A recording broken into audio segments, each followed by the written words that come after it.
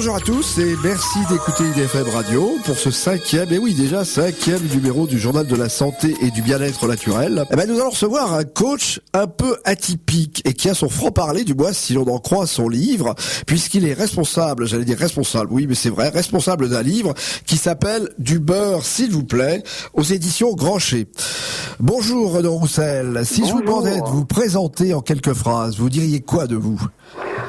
Je suis un préparateur physique maintenant depuis une trentaine d'années. J'ai commencé ma carrière bien sûr dans le domaine sportif, mais très vite je me suis orienté, par le biais d'une demande qui était sans cesse croissance, de personnes qui s'adressaient à moi pour perdre du poids de façon pérenne, des gens essentiellement déçus par toutes les techniques employées jusqu'alors pour essayer de perdre ce poids qui les gênait, en essayant toutes sortes de régimes alimentaires amaigrissants bien connus et classiques, dirait-on. Donc j'ai peaufiné, j'ai beaucoup travaillé, beaucoup recherché sur les meilleurs moyens de perdre du poids, non pas de façon éphémère, mais de façon durable pour la vie. Donc, j'ai mis au point non pas un régime amaigrissant, mais une méthode alimentaire que l'on peut garder à vie pour toute la famille. C'est pour ça que je parlais de rééquilibrage alimentaire. Tout à fait. Et alors, j'ai vu, si j'en crois votre livre, que vous avez déjà un premier ennemi. Vous allez vous faire peut-être des ennemis avec votre méthode, mais oui, on en parle. Votre premier ennemi, c'est les calories. Alors là, moi, j'y comprends plus rien. Non. Pardon. Je suis plutôt l'ami des calories, puisque mon régime n'est absolument pas hypocalorique. Mon ennemi essentiel, ce sont les sucres au pluriel. Mais je fais perdre du poids définitivement, après tant de recul, plutôt en augmentant l'apport calorique. Puisque l'hypocalorie est pour moi la plus grosse erreur que commettent les régimes amaigrissants, c'est de créer ce qu'on appelle une balance calorique négative, c'est-à-dire on vous dit vous dépensez tant de calories à peu près dans une journée, on va vous faire consommer un peu moins de calories, donc vous allez perdre du poids. Ça, c'est l'erreur grossière. Moi, je fais maigrir les gens parfois en mangeant plus de calories que lorsqu'elles prenaient du poids. C'est ça la première surprise. Mais tout dépend non pas des calories, mais de la nature des aliments consommés. Prendre du poids n'est pas dépendant des calories ingérées, mais de la nature des aliments consommés. Voilà, alors quand je voulais dire que vous étiez ennemi des calories, vous étiez surtout ennemi de ceux qui utilisaient les calories. En fait, je me suis mal exprimé. Ah, voilà, d'accord.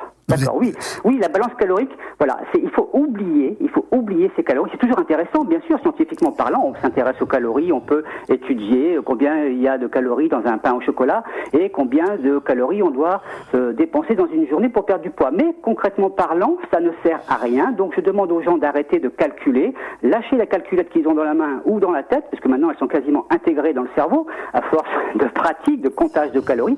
Ça ne sert à rien. Cela fait 60 ans qu'on fait ça, et ça fait 60 ans que le surpoids et l'obésité augmentent de façon infinie. Alors vous avez parlé de pain au chocolat, mais je crois que si on lit votre livre, c'est fini le pain au chocolat. Hein. Non, c'est pas fini. C'est-à-dire que la première règle de cette méthode alimentaire, c'est réduisez les sucres. Ce n'est pas éradiquer les sucres. Tous les sucres. Tous les sucres, puisque tous les sucres, on va dire que ce soit les sucres de la farine est un sucre, le fructose que l'on consomme de façon maintenant non contrôlée par le biais des sodas, des barres de céréales, des barres énergétiques, même diététiques, on consomme des jus de fruits à tout va, des smoothies, des fruits exotiques toute l'année. Donc le cumul des sucres nous entraîne dans une voie métabolique qui nous oblige à fabriquer de la graisse à partir de ces sucres. C'est-à-dire, ce que je dis, c'est que les sucres sont adipogènes, les sucres nous forcent à fabriquer de la graisse, mais pas seulement à la fabriquer, à la stocker et à ne pas la déstocker. C'est-à-dire que cette graisse stockée, sous l'influence des sucres, va être impossible à déstocker. Oui, en fait, ce qui est le problème, c'est que nous ne stockons pas le sucre. On peut pas stocker le sucre. On le stocke que de très petites quantités, c'est-à-dire que nous avons le sucre de réserve, s'appelle le glycogène, mais oublions ce terme, le sucre de réserve, nous en avons à peu près 4 à 500 grammes dans l'organisme, dans le foie et dans les muscles, mais ces réserves sont toujours quasiment pleines, étant donné que on mange des sucres 3, 4, 5 fois par jour, on ne fait pas beaucoup d'activité physique, donc ces réserves de glycogène sont pleines en permanence. Donc dès que vous mangez un plat de pâtes, par exemple, le sucre issu de ce plat de pâtes va être transformé en graisse pour pouvoir être stocké ailleurs que dans les réserves de sucre et stocké, comment ? Sous forme de graisse dans les cellules graisseuses. Oui, mais alors justement, j'ai pas tout compris là, parce que vous me dites on mange plus de sucre, ok, c'est acquis. Enfin, je vais essayer parce que c'est pas facile, parce qu'on devient très vite addict au sucre. On est addict au sucre et ça, les on va dire que que l'industrie agroalimentaire a bien compris le système. Hein, on est tous addicts au sucre, mais moi, je vous le promets, on se sèvre du sucre, on arrive facilement à se sevrer du sucre. Petit à petit, moins on mange de sucre, moins on en a envie. Plus on mange de sucre, plus on en a envie. Et quand on en mange moins, dès qu'on remange du sucre, on a cette impression d'écœurement. C'est-à-dire que si vous êtes habitué à consommer du café sans sucre, essayez de consommer un café sucré après, ça vous écœure totalement. Les pâtisseries trop sucrées deviennent écœurantes. Donc, on arrive à éduquer le cerveau à se nourrir d'une manière moins sucrée. Bon, alors d'accord, pour le sucre, ok, je vais dire c'est acquis. Mais alors là où je comprends plus, c'est que vous nous dites, il faut manger du beurre à la place. Oui, voilà. Alors là, justement, comme je disais tout à l'heure, je suis l'ami des calories et je suis l'ami du bon gras, puisqu'il ne faut surtout pas tomber dans les régimes hypocaloriques, c'est-à-dire faibles en calories, car dans ce cas-là, on baisse le niveau de combustion de notre chaudière. Je compare le corps à une chaudière, avec un thermostat qui est la glande thyroïde, mais n'entrons pas trop dans les détails. Donc cette chaudière va baisser son niveau de combustion si on descend le niveau de graisse consommée et si on monte ce niveau de sucre. Donc la chaudière va brûler moins bien, elle va s'encrasser. Si on diminue le mauvais carburant, les sucres sans l'éradiquer, diminuer d'une manière conséquente, et si en contrepartie on augmente les bonnes graisses, le beurre est un prétexte, mais toutes les bonnes graisses alimentaires, la chaudière reçoit un carburant d'une extrême qualité, cette chaudière va brûler, le thermostat, la glande thyroïde va améliorer son état, et de ce fait on va pouvoir brûler, cette chaudière va brûler le carburant stocké ici et là jusqu'alors, on va pouvoir brûler tout notre stock de graisse excédentaire. Alors je vous entends, et en pratique ça donne quoi? Si je m'y mets, là en ce début mars, je me mets à votre rééquilibrage alimentaire, ça veut dire quoi? Je vais manger quoi le matin par exemple? Alors le matin, il s'agit pas encore une fois de supprimer les sucres. Si je suis sucré, je n'aime pas mon petit déjeuner salé, je peux manger 2 ou 3 tranches de pain, donc tout ça est décrit dans la partie centrale du livre, dans la méthodologie. Je peux manger 3 tranches de pain, je la couvre d'un bon beurre pour apporter des bonnes graisses, et puis si je peux quand même essayer d'apporter autre chose que du pain, si je peux manger des œufs ou une tranche de jambon, un morceau de fromage, de façon à apporter les bonnes graisses et une satiété pérenne qui va m'amener jusqu'au repas suivant. C'est-à-dire que quelqu'un qui va ne manger par exemple que des céréales au petit déjeuner, la plupart du temps, il va avoir faim vers 10h, 11h et une faim sucrée essentiellement. Donc les œufs sont vraiment l'aliment pour moi de référence. J'aime bien manger personnellement des œufs le matin, mais si on aime, on mange des œufs, on n'aime pas, on mange pas des œufs. Et alors à midi, je vais prendre quoi là?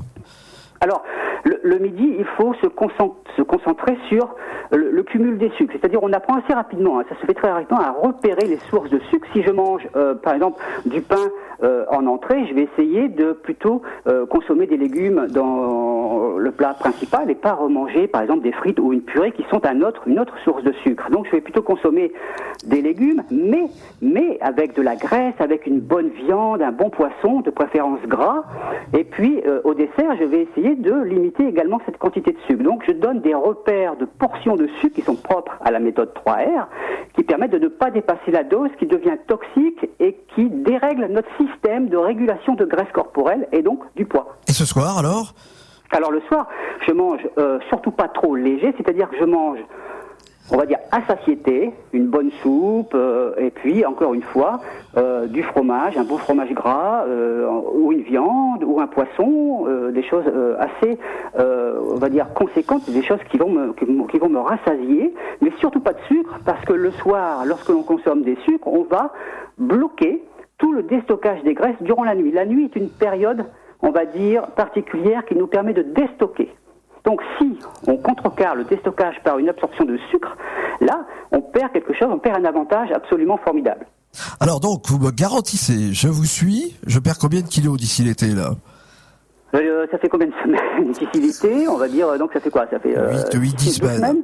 Oh ben, vous pouvez perdre en fonction du poids que vous avez à perdre. Hein. C'est-à-dire qu'une personne qui a 12 kilos à perdre va perdre ses 12 kilos. Une personne qui a 4 kilos à perdre va perdre ses 4 kilos.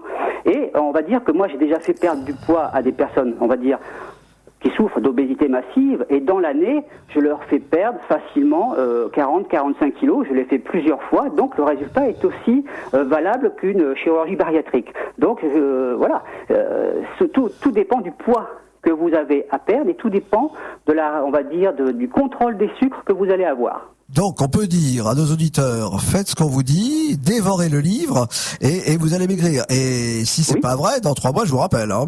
Ah mais volontiers, et puis on fera un point sur les erreurs commises. D'accord. Eh ben écoutez, je crois que votre côté rebelle me plaît bien, votre côté un petit peu atypique me plaît encore plus. Et tous nos auditeurs qui souhaitent, j'allais dire dévorer votre livre, effectivement, un livre qui est à consommer sans modération parce qu'il est réjouissant et dans notre pays, beau pays gastronomique, je trouve qu'il est très agréable. Nous rappelons son titre, Du beurre s'il vous plaît. Perdre du poids autrement. Renaud Roussel aux éditions Grancher. Merci Renaud Roussel et à bientôt peut-être. Attention. Merci beaucoup, j'espère. Au revoir. Au revoir.